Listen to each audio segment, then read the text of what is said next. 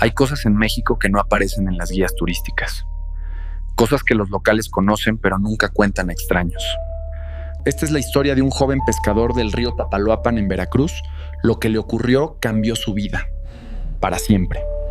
Mi nombre es Mateo. Soy pescador del río Papaloapan, Veracruz. O mejor dicho, era pescador. Porque lo que vi una madrugada de octubre me quitó el río para siempre. Y casi me quita la vida. Los viejos siempre nos advertían: el río te da de comer, pero también te cobra. Yo me reía, hasta que conocí a ella. Era una madrugada de neblina espesa, de esas que no te dejan ver ni a 5 metros. Navegaba despacio hacia la vuelta del Caimán, donde se solía dar buena la pesca a esa hora.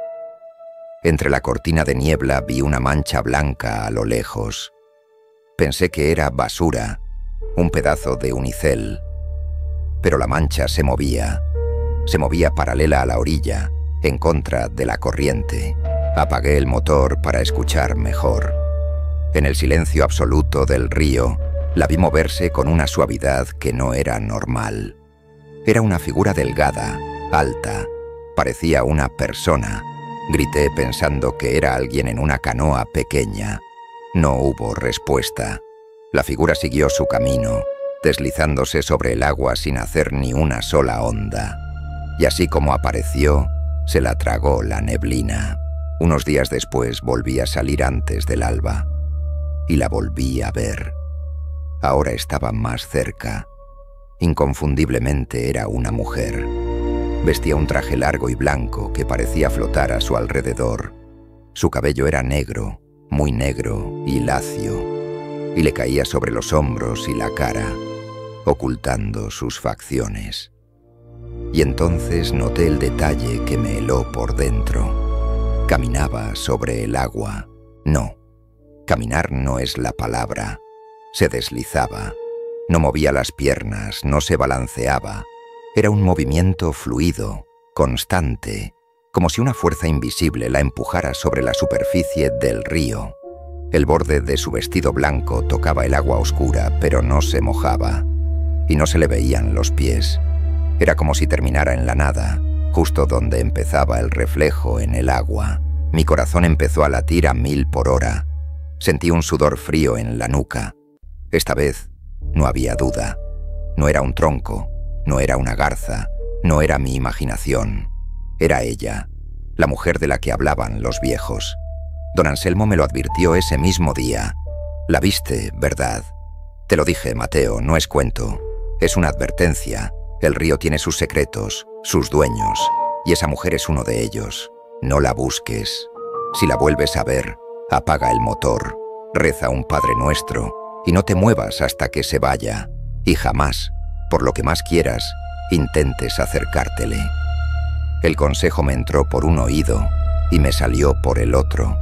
La curiosidad se había convertido en obsesión. Soñaba con ella. A veces me llamaba con una voz que no era voz, un susurro que sentía dentro de mi cabeza. La siguiente semana la vi 2 veces más. Siempre lo mismo. Al amanecer, deslizándose sobre el agua en silencio. Cada vez sentía que la veía un poco más cerca, que la tentación de ir hacia ella era más fuerte. Sentía que si lograba verle los ojos, entendería todo. La noche del 2 de noviembre, víspera del Día de Muertos, no pude dormir. Una idea estúpida y peligrosa se me metió en la cabeza. Iba a salir a buscarla. Iba a enfrentarla. Tenía que hacerlo. Tenía que saber.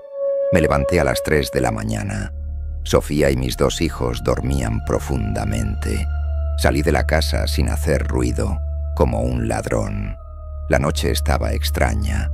La luna llena se asomaba entre nubes raras, iluminando el río con una luz plateada y fantasmal. Llegué a mi lancha y empecé a remar despacio, sin prender el motor. Me adentré en el río hacia las zonas más solitarias, donde los manglares forman túneles oscuros y el agua es más profunda. El corazón me latía en los oídos. Estaba asustado, sí, pero la determinación era más grande. El cielo empezó a clarear por el este, anunciando el amanecer. Una neblina ligera comenzó a levantarse del agua. Y entonces la vi. Estaba en medio del río, parada o más bien flotando en el mismo sitio, dándome la espalda. Esta era mi oportunidad. Empecé a remar hacia ella despacio, con cuidado de no hacer ruido. 50 metros, 40, 30. El aire se volvió helado. Un frío que no era del sereno, era un frío que venía de ella. A 20 metros dejé de remar. La lancha se deslizó por inercia unos metros más y se detuvo. «¿Quién eres?», le pregunté. Mi voz salió como un susurro ronco, tembloroso. No se movió, no respondió. «¿Qué es lo que quieres?», insistí un poco más fuerte. Lentamente, muy lentamente, empezó a girar. No giró el cuerpo, giró sobre su eje como una estatua en una base invisible. Mientras giraba pude verla mejor. El vestido era antiguo, como de otra época, con encajes amarillentos en el cuello y las mangas. El pelo negro mojado y pegado a su figura le cubría la cara por completo. Cuando estuvo de frente a mí, aunque no podía verle el rostro, sentí que me estaba mirando. Sentí su atención clavada en mí. Y en ese preciso instante, la lancha se sacudió violentamente como si algo la hubiera golpeado por debajo. Miré hacia abajo confundido. La proa de la lancha empezó a hundirse. Despacio, pero sin pausa, el agua empezó a lamer el borde, a meterse dentro. «No, no, no», grité ahora sí con pánico. Me moví hacia la popa para contrapesar, pero fue peor. La parte de atrás también empezó a hundirse. No era un bote que hace agua. Era la sensación de que algo con un peso descomunal estaba tirando de él hacia abajo. El agua ya me llegaba a los tobillos. La lancha crujía. La fibra de vidrio se quejaba como si la estuvieran aplastando. Miré a la mujer. Seguía ahí, inmóvil, a unos 10 metros. Y entonces levantó una mano pálida, con dedos largos y delgados, y con un gesto lento se apartó el pelo de la cara. Dios mío, ojalá nunca hubiera visto eso. No tenía cara. Donde debería haber una nariz, unos ojos, una boca, solo había una superficie lisa y blanca, como de porcelana vieja y agrietada.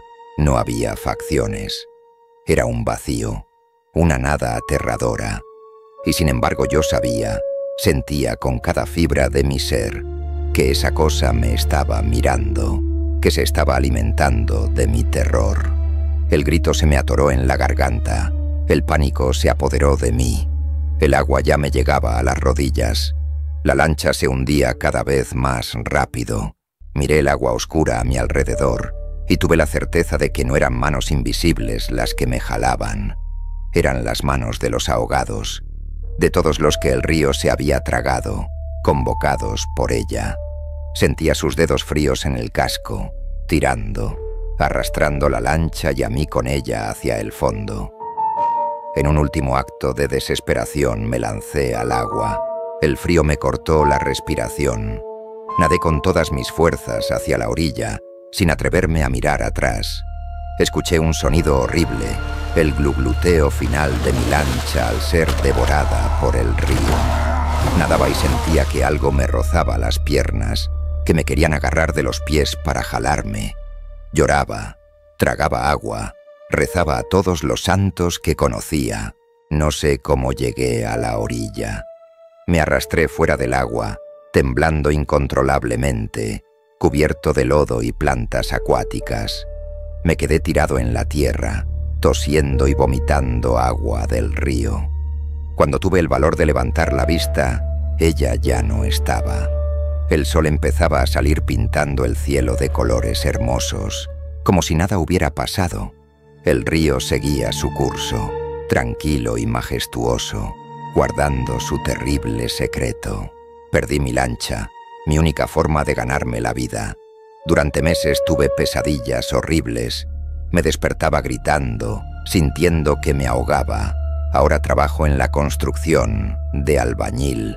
Gano menos, me parto más el lomo, pero estoy en tierra firme.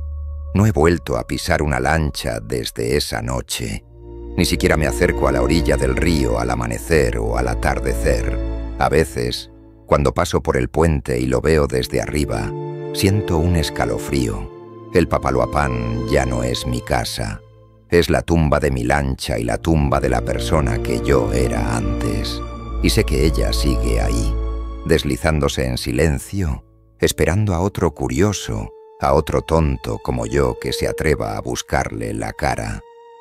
Y sé que debajo de ese pelo negro y mojado sigue sin haber nada, absolutamente nada. Gracias por escuchar este relato, sus comentarios son bienvenidos y recuerda, las advertencias de los mayores no son palabras simples, pueden ser la última voz que escuches. Hasta la próxima.